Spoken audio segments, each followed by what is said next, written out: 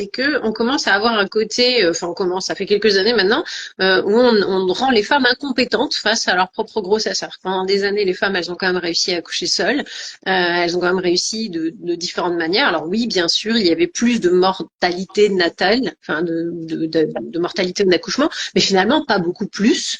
Non. Donc finalement, on n'est pas si loin en termes de sagesse de son corps. Et puis la deuxième, c'est justement, on a aussi cette tendance de rendre la mère aussi, qui vient d'accoucher, fragile, vulnérable. On n'est plus dans cette logique de se dire qu'en fait, elle a gagné en force.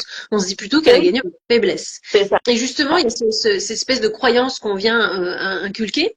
Et ce que je trouve vachement intéressant, c'est que tu as cette résistance absolue, en fait, à te laisser influencer. C'est-à-dire que quand tu as décidé de faire quelque chose, tu ne t'empêches pas de faire les choses, même si des tas de gens vont te dire ça se fait pas, c'est pas bien séant, attention, toi tu fais des vagues. Et toi, t'as pas de problème avec ça.